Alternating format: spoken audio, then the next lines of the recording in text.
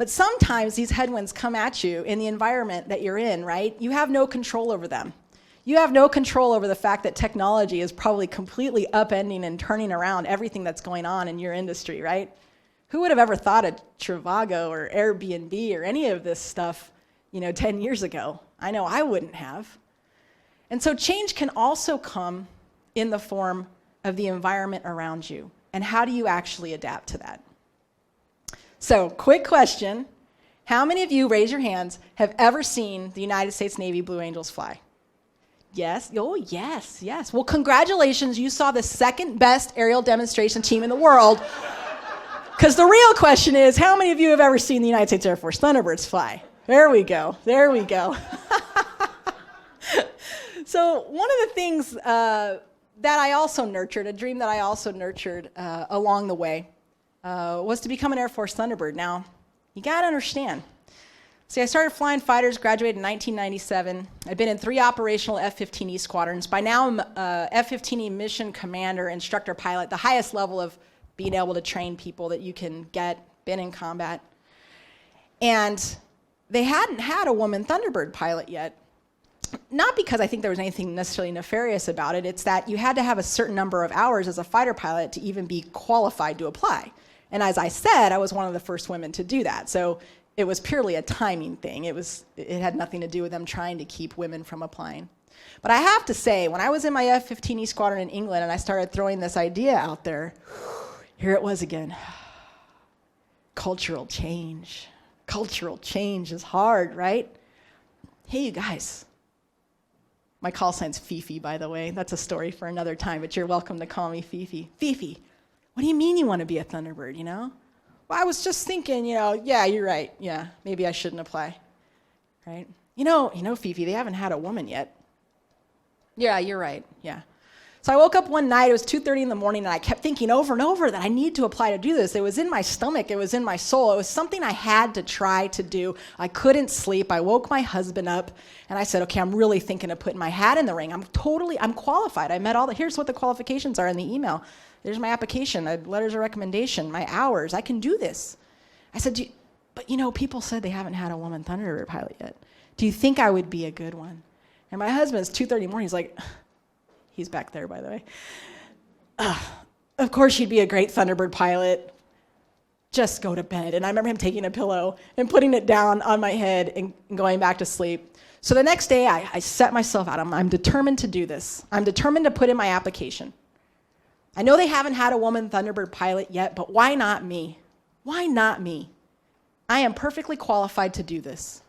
And I have a right, like everybody else, to put my hat in the ring. And so I had to get letters of recommendation. I went to the first colonel, those colonels, I was just a captain at the time. I went to that colonel and I said, Colonel, I want to put my hat in the ring to be a Thunderbird pilot. Well, they haven't had a woman Thunderbird pilot. We went back and forth and he says, look, there's other people applying. He says, I got to be honest with you, and I'll never forget this. I only get to give one letter of recommendation and I really can't waste it. Because they're not going to pick a woman. It's not time yet. We just started letting you into our Fighter Squadron Boys Club. I mean, can't you just be happy where you're at? And I'm sitting there thinking, oh my gosh, now this guy was a product of his generation, right?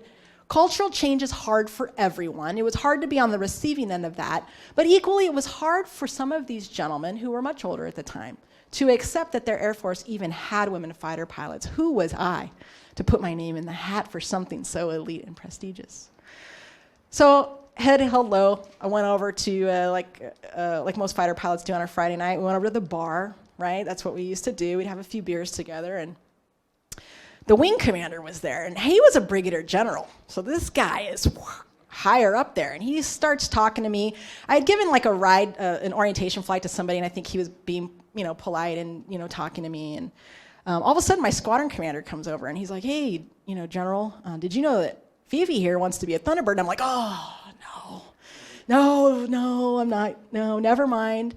And he's like, well, the general's like, that's wonderful, Nicole, let's talk about that. Who's writing your letter of recommendation? And I'm like, well, sir, I was thinking maybe you would.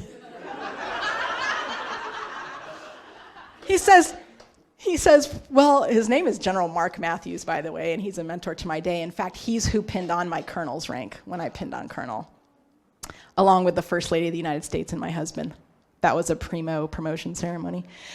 But General Mark Matthews said to me, well, how come you haven't asked me? And I just started being honest, and I'm like, it occurs to me it's difficult. Chances are I won't get picked. They haven't had a woman before. There's all sorts of biases and blah, blah, blah. I just start vomiting out all of this, not feeling confident stuff right in front of him. And he's like, you're a fighter pilot, aren't you? And I'm like, well, yeah. He's like, look, Fifi, if there's one thing I've learned in my life, and I will never forget him saying this, he looked me right in the eye and he put his hand on my shoulder, and he's tall and he's looking down at me. I'm a little captain looking up at him. And he says, Fifi, nobody wants to lead a scripted life. And at that moment, with those words, I was free. I was free to lead my unscripted life. I was free to break free the paradigm and the restrictions I'd placed on myself. And as importantly, free to break free of the restrictions and paradigm that the culture around me had put on me. I was ready to lead an unscripted life.